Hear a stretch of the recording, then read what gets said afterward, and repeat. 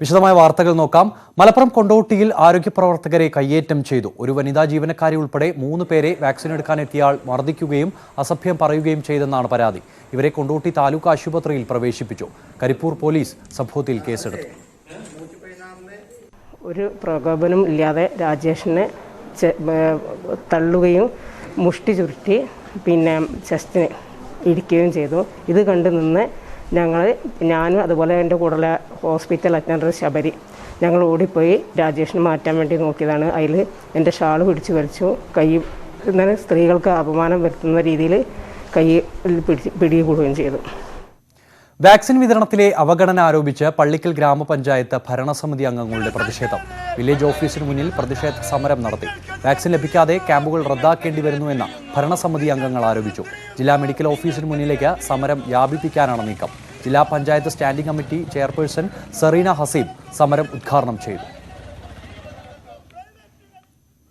വാർഡടിസ്ഥാനത്തിൽ Covid vaccine വിതരണം ചെയ്യണമെന്നാവശ്യപ്പെട്ട പാലക്കാട് പിരിയായിരിയിൽ പഞ്ചായത്ത് അംഗങ്ങളുടെ പ്രതിഷേധം.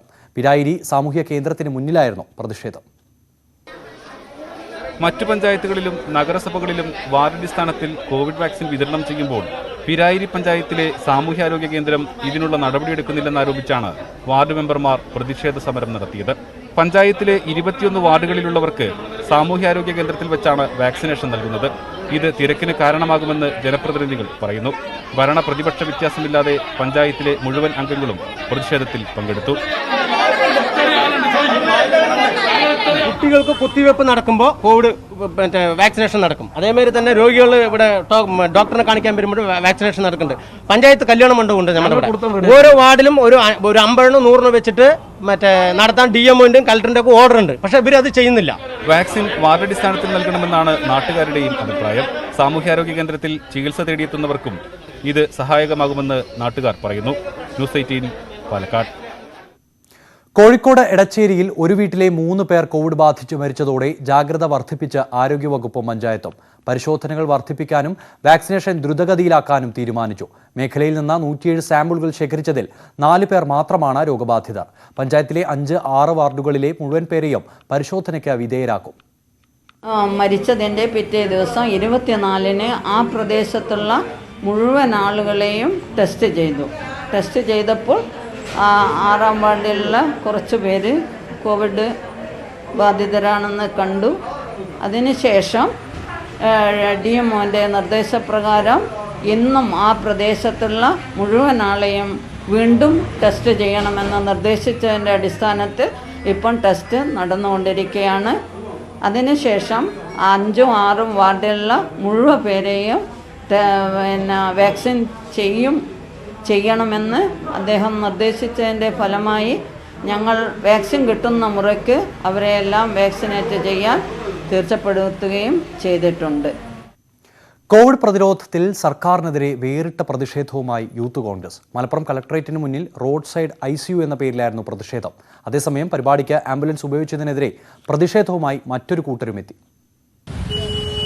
പ്രിയപ്പെട്ട ഷാജി ബച്ചേരി, ഉമറലി ഉൾപ്പെടെയുള്ള നേതാക്കന്മാർ ചാറ്റൽ മഴ വകവയ്ക്കാതെയായിരുന്നു യൂത്ത് കോൺഗ്രസിന്റെ പാതയോരത്തെ പ്രതിഷേധം. ആംബുലൻസും ചക്രക്കസേരയും കട്ടിലിൽ രോഗിയും ഓക്സിജൻ സിലിണ്ടറും ഗ്ലൂക്കോസ് ട്യൂബും എല്ലാം പാതയോരത്ത് നിരന്നു. KPCC സെക്രട്ടറി VS ജോയി ആയിരുന്നു ഉദ്ഘാടകൻ. കോവിഡ് രംഗത്ത്, പ്രതിരോധ രംഗത്ത് കൃത്യമായ പാളിച്ച വന്നിരിക്കുന്നു. നമുക്ക് കോവിഡ് കാര്യങ്ങൾ പിണറായി വിജയനും ഇടതുപക്ഷവും കൈകാര്യം ചെയ്യുമ്പോൾ ന്യായമായും ബലമായും നമ്മൾ സംശയിച്ചു പോവുകയാണ്. ഈ ഗവൺമെന്റ് കോവിഡിനെ സ്നേഹിക്കുകയാണോ? മഴയുടെ ശക്തി കൂടും മുൻപ് പ്രതിഷേധ പരിപാടി നിർത്തി. പക്ഷെ അപ്പോഴാണ് പരിപാടിക്കെതിരെ പ്രതിഷേധവുമായി ഒരാളെത്തിയത്.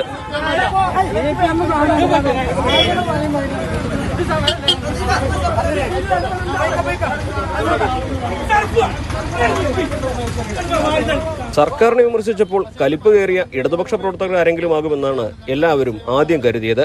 എന്നാൽ Malappuram ambulance owners and drivers അസോസിയേഷന്റെ വൈസ് പ്രസിഡന്റായ മുനീറായിരുന്നു അത്. പ്രതിഷേധ പരിപാടിയിൽ ആംബുലൻസ് ഉപയോഗിച്ചതാണ് അദ്ദേഹത്തെ ചൊടിപ്പിച്ചത്. ഏത് പാർട്ടിന്റെ പരിപാടിയാണെങ്കിലും ആംബുലൻസ് ഇമാതിരി ഇതിനെ ഉപയോഗിക്കരുതെന്ന് നമ്മൾ പറയുന്നുള്ളൂ. ഞാൻ ആംബുലൻസ് ഓണേഴ്സ് ഡ്രൈവേഴ്സ് അസോസിയേഷന്റെ മലപ്പുറം ജില്ലാ വൈസ് പ്രസിഡന്റാണ്. ആ നിലയ്ക്ക് നമ്മൾ പ്രതിഷേധം രേഖപ്പെടുത്തിയാണ്. നിങ്ങൾ എമർജൻസി വെഹിക്കിള് അതിനു വേണ്ടി ഉപയോഗിക്കാം, അല്ലാണ്ട് അവരെ കൊടിയും കാര്യങ്ങളും കയറ്റാൻ വേണ്ടി ഉപയോഗിക്കരുത്.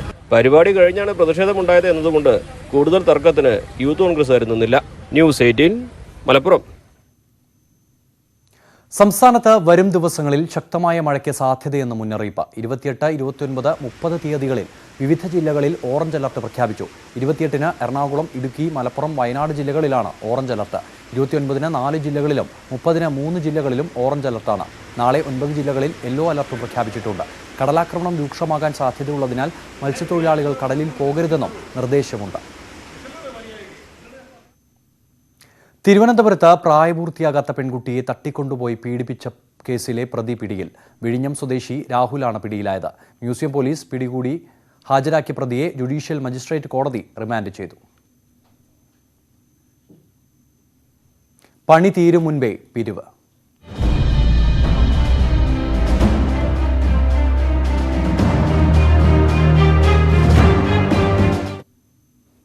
തിരുവനന്തപുരത്തെ തിരുവല്ലം ടോൾ പ്ലാസയ്ക്കെതിരെ സമരം കൂടുതൽ ശക്തമാവുകയാണ്. ടോൾ പിരിക്കാനുള്ള ദേശീയപാത അതോറിറ്റിയുടെ നീക്കം തടഞ്ഞ പ്രതിഷേധക്കാർ ടോൾ പ്ലാസ ഉപരോധിച്ചു. റോഡ് നിർമ്മാണം പൂർത്തിയാവുന്നതിന് മുൻപ് ടോൾ ഈടാക്കുന്നതിനെതിരെ കോൺഗ്രസും CPM-ഉമാണ് സമരരംഗത്തുള്ളത്.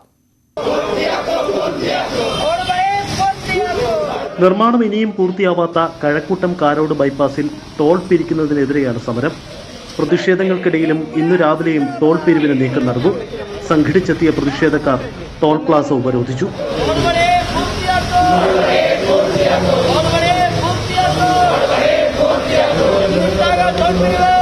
കോൺഗ്രസും CPM-ഉമാണ് ടോൾ പിരിവിനെതിരെ സമരരംഗത്തുള്ളത്. രമേശ് ചെന്നിത്തല സമരം ഉദ്ഘാടനം ചെയ്തു. ഈ റോഡിന്റെ പണി പൂർത്തിയാക്കിയ ശേഷം ടോൾ പിരിവ് ആരംഭിക്കുന്നതിനെ പറ്റി ആലോചിക്കേണ്ടതാണ്. മുഖ്യമന്ത്രിയുടെ ഏറ്റവും അടുത്ത സുഹൃത്താണല്ലോ നിതിൻ ഗഡ്കരി. അദ്ദേഹത്തിന്റെ പാലമാണ് നിതിൻ ഗഡ്കരി. BJP-യുമായിട്ടുള്ള പാലമാണ് നിതിൻ ഗഡ്കരി. ആ നിതിൻ ഗഡ്കരിയോട് പറഞ്ഞ് ഇത് ഒഴിവാക്കാനുള്ള നടപടി അങ്ങ് സ്വീകരിച്ചാൽ പോരെ. ഇതിനാണ് ഈ ശിവൻകുട്ടി കാത്തിരിക്കൊണ്ടിരിക്കുന്നത്. SFI പ്രവർത്തകരും മുദ്രാവാക്യം വിളിച്ചെത്തി ടോൾ പ്ലാസ ഉപരോധിച്ചു. ടോൾ പിരിവ് പിൻവലിച്ചില്ലെങ്കിൽ അനിശ്ചിതകാല സമരം ആരംഭിക്കാനാണ് പ്രതിഷേധക്കാരുടെ തീരുമാനം. ന്യൂസ് 18 തിരുവനന്തപുരം. തിരുവനന്തപുരത്ത് ദേശീയപാതയിൽ കോരാണിക്ക് സമീപം കാരിക്കുഴിയിൽ പോലീസ് ജീപ്പും കാറും കൂട്ടിയിടിച്ച് ഒരാൾ മരിച്ചു. കൊല്ലം സ്വദേശി 21-കാരി അനൈനയാണ് മരിച്ചത്. കൊല്ലം ഭാഗത്തേക്ക് പോയ കാറും എതിർദിശയിൽ വന്ന ചിറയൻകീഴ് സ്റ്റേഷനിലെ പോലീസ് ജീപ്പുമാണ് അപകടത്തിൽപ്പെട്ടത്.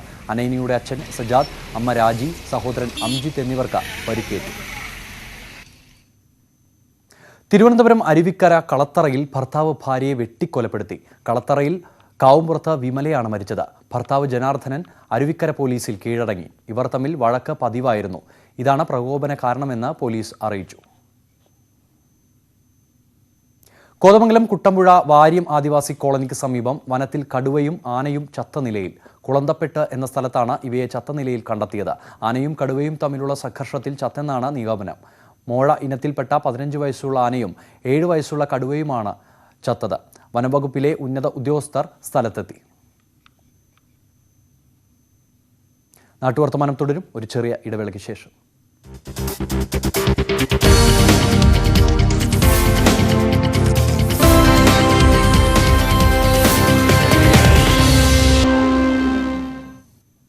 നാട്ടുവർത്തമാനം തുടരുന്നു.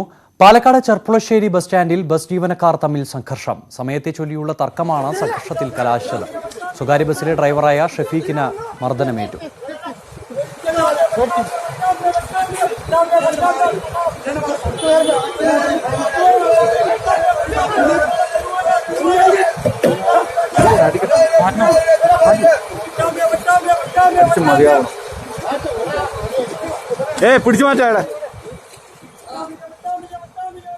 വിവരങ്ങളുമായി പാലക്കാട് നിന്നും പ്രസാദ് ഉടുമ്പശ്ശേരി ചേരുന്നു. പ്രസാദ്, എന്താണ് ഉണ്ടായത്?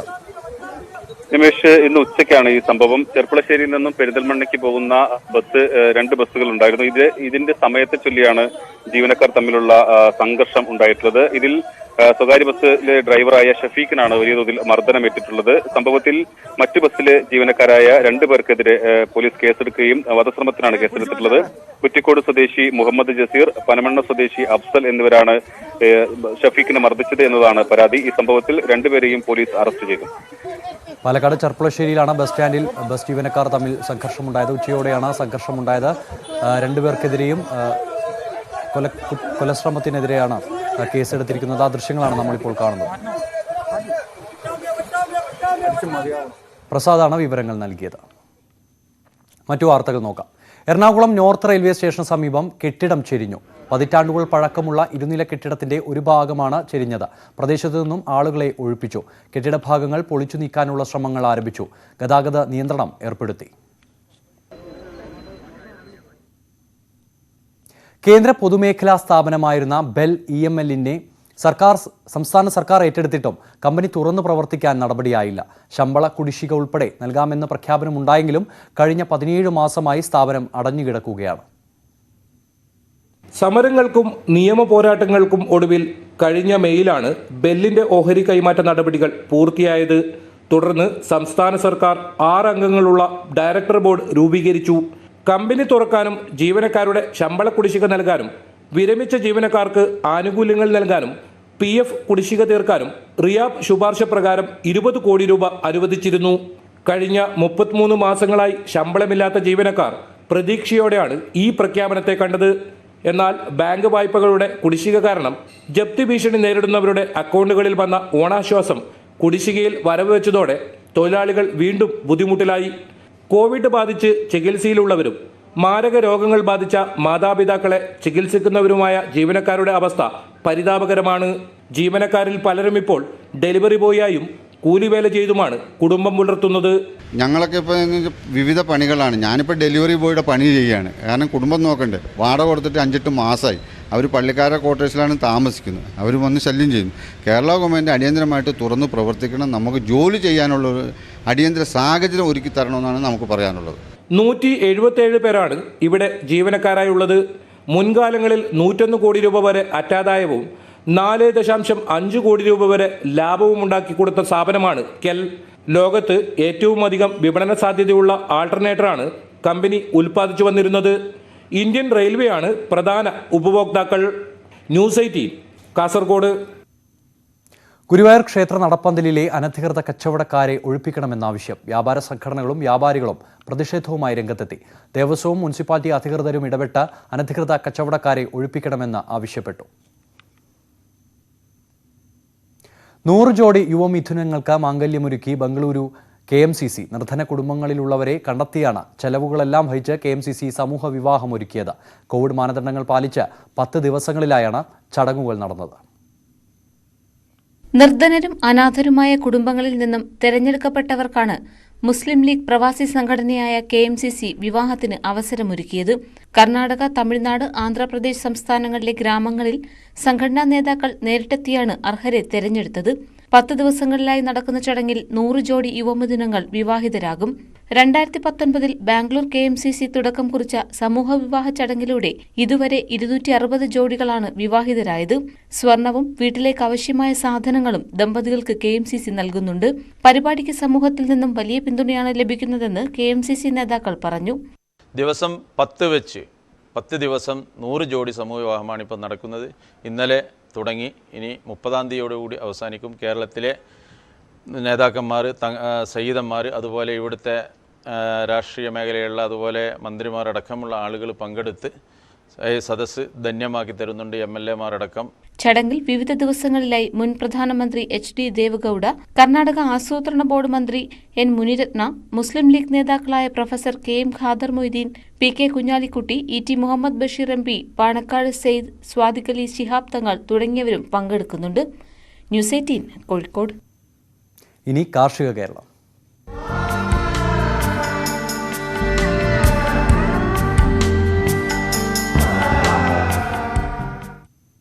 മധുരത്തുളസി കൃഷിയിൽ വിജയഗാഥ രചിച്ച് കാസർഗോഡ് മുളിയാറിലെ കുടുംബശ്രീ പ്രവർത്തകർ. 10 സെന്റ് സ്ഥലത്താണ് ഇവരുടെ കൃഷി. മുളിയാർ പഞ്ചായത്തിലെ 14-ാം വാർഡിലെ കുടുംബശ്രീ CDS നേതൃത്വത്തിൽ ജൂണിലാണ് മധുരത്തുളസി കൃഷി ആരംഭിച്ചത്. 10 സെന്റ് സ്ഥലത്ത് ചെയ്ത കൃഷിയിൽ 100 മേനി കൊയ്ത സന്തോഷത്തിലാണ് ഇവരിപ്പോൾ. പഞ്ചസാരയേക്കാൾ 30 ഇരട്ടി മധുരമുള്ള ചെടിയാണ് മധുരതുളസി. ഇതിന്റെ ഇല ഭക്ഷണത്തിൽ ഉപയോഗിക്കാൻ ഭക്ഷ്യസുരക്ഷാ വകുപ്പ് അടുത്തിടെയാണ് അനുമതി നൽകിയത്. കാസർഗോഡ് ജില്ലയിൽ ആദ്യമായാണ് കുടുംബശ്രീയുടെ നേതൃത്വത്തിൽ മധുരതുളസി കൃഷി ചെയ്യുന്നത്. ആദ്യഘട്ടമെന്ന നിലയിൽ 500 തൈകളാണ് കർഷകയായ ഖൈറന്നസയുടെ കൃഷിസ്ഥലത്ത് നട്ടത്. ഖൈറുനിസ, നഫീസ, റസിയ, സൗദ എന്നിവർ ചേർന്നുള്ള പരീക്ഷണ കൃഷിയായിരുന്നു ഇത്. ഞങ്ങൾ മറ്റെല്ലാം കൃഷി മുമ്പ് ചെയ്തിരുന്നു. അതിൽ നിന്നൊരു വെറൈറ്റിയായി ഇപ്പോൾ ഷുഗർ പേഷ്യൻ്റെല്ലാം അധികരിക്കുന്ന സമയത്ത് ഈ മധുര കൃഷി കൊണ്ട് നല്ല കാര്യമെന്ന് തോന്നിയത് കൊണ്ടാണ് ഈ കൃഷി ചെയ്തത്. CCS chairperson Premavathi, accountant Sakeena എന്നിവരുടെ മേൽനോട്ടത്തിലാണ് കൃഷിയുടെ പരിപാലനം. കൃഷിയിൽ വിജയം കണ്ടതോടെ ഇനി പഞ്ചായത്തിലെ മുഴുവൻ വാർഡുകളിലും കൃഷി വ്യാപിപ്പിക്കാനാണ് ഇവരുടെ തീരുമാനം. ഇതിനായി 2000 ചെടികൾ തയ്യാറാക്കി വരികയാണ്. സക്കീരയുടെ നേതൃത്വത്തിൽ 6 ഏക്കർ സ്ഥലത്ത് വ്യത്യസ്തങ്ങളായ നെൽകൃഷിയും ഇവർ ചെയ്യുന്നുണ്ട്. ഡൽഹി ബസ്മതി, പാക് ബസ്മതി തുടങ്ങിയ വിത്തിനങ്ങളും ജീരകശാല, ഗന്ധകശാല തുടങ്ങിയവയും കൃഷി ചെയ്യുന്നുണ്ട്. ന്യൂസ് 18 കാസർഗോഡ്. രാജ്യത്തെ എല്ലാവരും വാക്സിൻ എടുത്ത് കോവിഡിനെ പ്രതിരോധിക്കാൻ സജ്ജരാണെന്ന് ഉറപ്പാക്കാൻ നെറ്റ്വർക്ക് 18 പ്രതിജ്ഞാബദ്ധമാണ്. അതിനായുള്ള ബോധവൽക്കരണമാണ് ഫെഡറൽ ബാങ്കുമായി ചേർന്ന് നടത്തുന്ന Sanjeevani campaign. Health expert Apollo 24/7 ഈ ദൗത്യത്തിൽ പങ്കാളിയാകുന്നു. കൂടുതൽ വിവരങ്ങൾക്ക് moneycontrol.com/sanjeevani എന്ന വെബ്സൈറ്റ് സന്ദർശിക്കുക. നാട്ടുവർത്തമാനം പൂർണ്ണമാവുകയാണ്. നമസ്കാരം.